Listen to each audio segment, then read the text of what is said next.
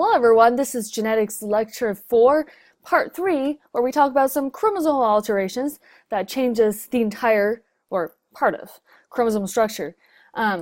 Quick review on our point mutations. So here we have 3 sets of pens, pretending that each pen is a RNA nucleotide. If we have a point mutation, this is how this works. We change out one of the nucleotides. So instead of this one, we got this one. So let's say our original nucleotide sequence supposed to be this, and each codon is supposed to code for an amino acid. I'm just going to pretend that this is our first amino acid. This is our second amino acid that the second codon codes for. It's our second amino acid. And this is our third amino acid. However, when we have a point mutation where the DNA nucleotide changes, which changes the RNA nucleotide, there could be 3 possibilities. So, so our second nucleotide might be the same, our second nucleotide might be different, or the second nucleotide could become a stop codon. Let's pretend this is a stop codon, and we don't have our third nucleotide at all. So this one is a silent mutation. This one is a missense mutation, and this one, changing the original amino acid to a stop codon, is, well, changing the original amino acid to a stop codon, exactly, is called a nonsense mutation. Now we have something called a chromosomal alteration. This is a huge deal, and we're going to see how that works. So instead of only changing one nucleotide on the chromosome, there could be multiple changes, and the effect of it is much larger. So we're going to first take a look at something called a frameshift mutation. There are 2 types of frameshift mutation. One is called insertion, and one is called deletion. And we'll take a look at why it's called frameshift. And then there's another one called duplication, another one called inversion, another one called translocation. So those are all the chromosomal alterations that you need to know about. We have mutation as our biggest category, then we have point mutation and chromosomal mutation. We have 3 types of point mutation, and we have all these 4 or 5 types of chromosomal alterations. All right, we're going to start with insertion. So this right here tells you, gives you a similar example as our previous video, I'm sorry, it's a little late at night. But it kind of tells you the idea, okay? So this is our original message. We are also using this chart right here to help us figure out what word we're trying to code for. But our original message right here is what was a question mark. That is our word. With an insertion is when you're inserting one or more nucleotide into the original chromosome. So instead of our original chromosome being this long, it might be a little bit longer, or it might be a big chunk longer, but either way, we're inserting some new bases into the nucleotides. So in this example right here, we're only inserting one nucleotide. We're inserting an extra U right here. So instead of reading AUG as our first codon, GAG second codon, third codon, fourth codon, and 5th codon. So our 5th codon originally supposed to be AAA, and our 6th codon supposed to be UAG. But with our insertion of this extra base U, our 5th codon is now AAU. So instead of coding for a letter T, now it's coding for a letter S. As you can see, we now change this one amino acid that we're coding for. However, the next amino acid is also changed. UAG is now AUA, so this next one, next amino acid is different, and then the next amino acid is also different, and the next one is also different, and it's just going to keep on being different, kind of. So what's the point of this? What happens when this mutation happens in a cell? What is the effect of this mutation? You have wrong letters in this case, and there is no stop codon. This is a direct observation. This may or may not happen, but if this had been an mRNA, coding for a protein, what would have been changed? This original chromosome is now going to be longer due to an insertion of some one or more bases, right? So longer.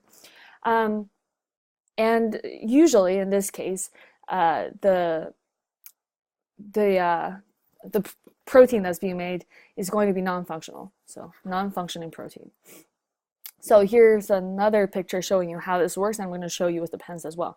So our original message is supposed to be TTA, CTG, CAG, and the last two are GT. This doesn't happen actually in your cell because you have so many bases. You wouldn't have two leftover ones.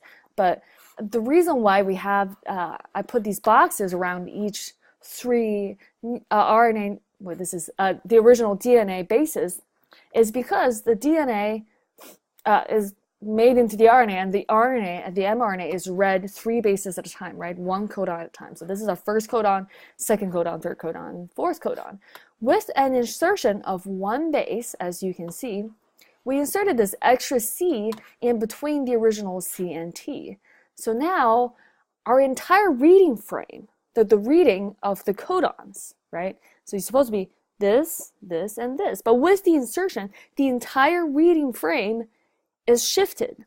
So as you can see, this T, along with every single nucleotide after it, is shifted toward the right on this picture, right? So this is why an insertion mutation is called frame shift, because the reading frame of the RNA, mRNA codons are shifted. So I'm going to show you one more time with the pens. So right here we have, similarly, we have 3 amino acids, with 3 supposedly amino acids being coded by these 9 RNA and mRNA nucleotides. So if we read 3 bases at a time, right? Because 1 codon, 1 codon, 1 codon, and we're supposed to have this guy, and this guy. During a mutation of the original DNA base, bases, which changes the RNA base as well, we're going to insert an extra. We're going to insert an extra base in right here. So now the first 3 bases are fine. This is still the first codon. The second codon is now going to be these 3 pens, and this pen is going to be shifted right here. And this is going to be shifted right here. So as you can see, the entire sequence got shifted toward one end. So this right here is going to be coded into a different amino acid, and the next one is also going to be coded into a different amino acid. So this is called a frame shift mutation due to an insertion. All right, actually let's take a look again. If we were to insert 2 bases, what's going to happen? So we inserted 1 base, and the amino acid where the frame shift mutation happens and everything behind it is all going to be shifted, right? So all the amino acids being coded after the frame shift mutation will be changed. But what if we insert 2 amino acids? Well, 2 nucleotides. So we put these 2 right here. These 2 shift, and these last 2 shift. So this amino acid is going to be changed. This amino acid is going to be changed. This one is going to be changed, and everything after is going to be changed. All right. So inserting 2 bases is not great either. However, this is where the magic happens. If we were to insert 3 bases, let's see what happens. If we were to insert 3 bases, it's not going to be as huge of a deal, because so if we, well, let's insert it right here. If we were to insert 3 bases right here, we're just going to add an extra nucleotide. See, these 3 are fine. This is 1 amino acid, 1 extra amino acid. I meant. So this is 1 amino acid, codes for 1 amino acid, and this is fine. This is going to be an added amino acid, and this is not fine. But this amino acid and the one after, they're still the same. So if you are inserting 3 bases, it's not as huge of a deal compared to an insertion of 1 or 2 bases. I hope that kind of makes sense. All right, so this is our insertion. Deletion is kind of similar to insertion, except you're going the other direction. Instead of frame shifting downhill, downstream, you're frame shifting toward the earlier end. But it's also going to change every single base every single amino acid that's being coded for after the frame shift mutation, whether it's an insertion or a deletion. So deletion is, an example is, let's say we have our original message right here. This is an mRNA sequence. We get rid of the CA in the CAA codon, and what happens? And this is supposed to code for protein, the word protein. So if we get rid of the CA, you can see that this, starting from A all the way to the end, U right here, they all shifted forward by 2 bases, right? So now what happens is our first amino acid is fine. This is P. However, every single amino acid after the frame shift mutation right here is changed. So it's most likely that your protein is not going to fold correctly because most of the sequence is wrong, okay? So the effect of the mutation is you have got a wrong letter, and if it had been an mRNA coding for a protein, what would happen? Your protein will be, well, your amino acid sequence or your polypeptide chain is going to be shorter, and because a big chunk of the amino acid sequence is wrong, this protein that's folded later on during the protein making process is also going to be non-functional. Oops. All right, so this shows you again how the frame shift mutation with the deletion works. So we have our original message right here. You can see the reading frame of the DNA, but this is supposed to be, you know, this DNA will be changed and will be coded into an mRNA sequence. So this is the reading frame of the supposedly mRNA sequence.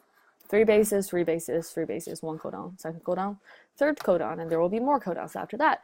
But with the deletion, at the deletion point, it's going to move every single nucleotide after the deletion forward so that the reading frame is shifted. See, this G is shifted forward by one base, right? The C is shifted forward, and everything is shifted forward. So this is a deletion. The result is that this amino acid is going to be wrong, this one is wrong, this one is wrong. I hope by this point you know what an amino acid is. Amino acid is the building block for a protein. So that's the monomer of a protein. So let's take a look at the pens again. We have our original setup of the pens. We have 3 amino acids that's supposed to be changed, that's supposed to be coded for by this mRNA sequence. If we have a deletion happening, this nucleotide is going to be shifted forward, and this is also shifted forward. And if there's another, you know, another sets of amino acid nucleotides right here, this is also going to be shifted forward. So the result is this amino acid is wrong, this amino acid is wrong, this amino acid is wrong. Your protein is not going to fold correctly. The protein is non-functional, right?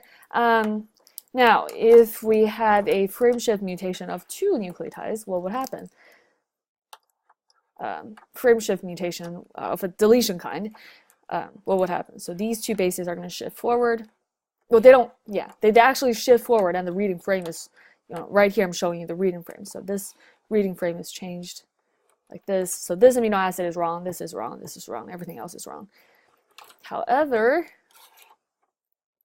comes to the magic, if we were to have a frame shift mutation of a deletion kind or an insertion kind of 3 bases, we get rid of these 3. These 3 bases are going to shift forward. Yes, your chromosome is still being shortened, but now we're only changing 1 amino acid instead of every single amino acid after the frame shift. So 3 is kind of your magic number. If there's an insertion or a deletion of 3 bases, it's not as big of a deal because the frame shift, you know, the new frame kind of,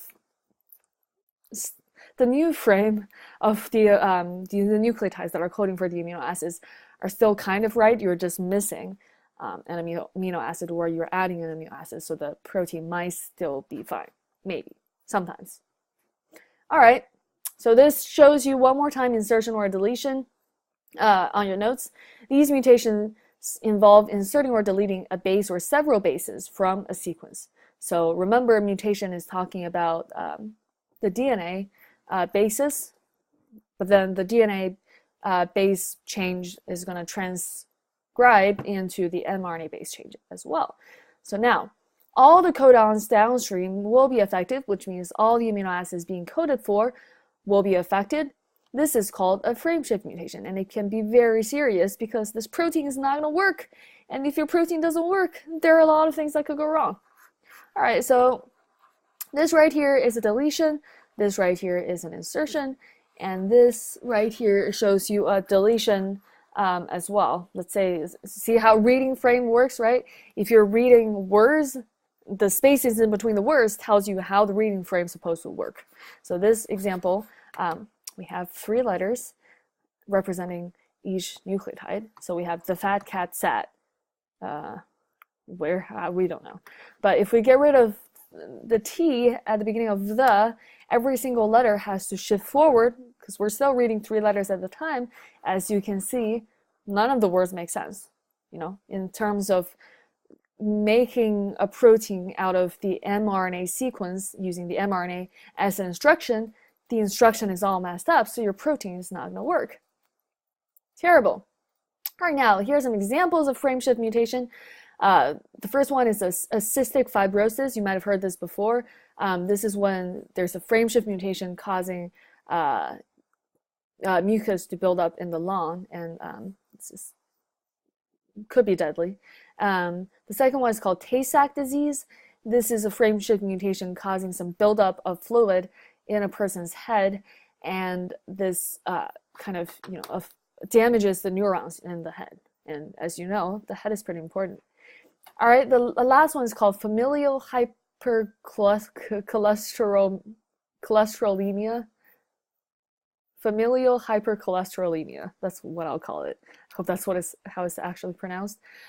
So this frameshift mutation causes a change in, you know, some sort of protein that prevents bad cholesterol from breaking down within your body. So your body naturally would produce bad and good cholesterol, and as you eat food, you are exposed to good and bad cholesterol. So the bad cholesterol is supposed to be broken down, or a huge part of it is supposed to be broken down by your body, so that, you know, the bad cholesterol won't clog up your blood vessels.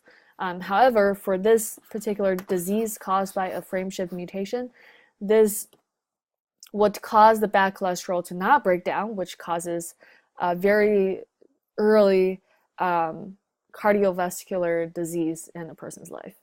These are just some real life examples of unfortunate events that can happen if things go wrong in your body. And luckily, a lot of things are not going wrong. That's why you're here watching this video, and I'm happy that you're alive and healthy. All right, there are a few more kinds of mutations.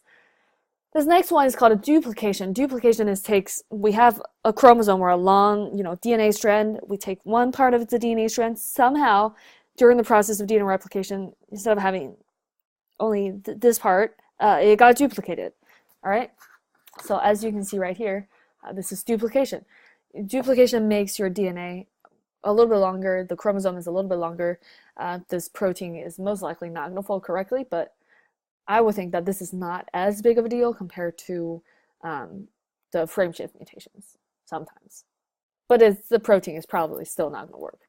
So the example given right here is you have an mRNA sequence that codes for the word USCARS, and we're going to, what happens is this CAA-AAU, these 6 bases has a duplication event happening. So now you have the repeats of CAA and AAU. So now the new word is USCARS. I think the other year when I was teaching this lesson, it was during the Oscars. Anyway, the effect of this mutation is we got a duplicated letter, but in terms of your body, you would have duplicated regions of the mRNA nucleotide, which the protein is most likely not going to function as well. So how would this look like? I don't have identical pens, but basically what will happen is instead of having these, you know, these nucleotides happening once, you would have this and then a copy of it as well. Anyway, but usually you know, the duplication happens to a much bigger region of the chromosome. than just one base, or than just one codon. All right. The next one is called inversion. Inversion, invert means invert, right? So the example given here is AUG, whatever. This is your mRNA sequence. If you look at the pseudocode chart, it codes for bubbles. That was my rabbit, Marshy's brother, who died. It's got real dark. Anyway, so if you were to take this part of the nucleotide and you invert it, this is what you get, GCCGUU, right? Because you're changing. This G is going to go to the front, C is going to go right here, C is going to go right here, GUU. You take the entire thing, you flip it around. So now the new word that you get is this. This is not a word. So the effect of the mutation is you have some reverse letter. You have the reverse nucleotides, actually. The actual letter that's coded is most likely going to be different because you know, CCG inverted is not UUG, it's GCC. Do you get what I'm meaning? We're not just switching the two codons, we're inverting it. So we get two completely new codons. So then the result is that basically the protein is also most likely not going to function because you're changing a huge part of the chromosome. All right, this is our new dance right here. I hope you remember. All right, we have duplication. You can do this, might help you remember. And then we have inversion. Inversion. Anyway. Almost there, we're almost there. I promise, we have one more. Okay, this is showing you inversion.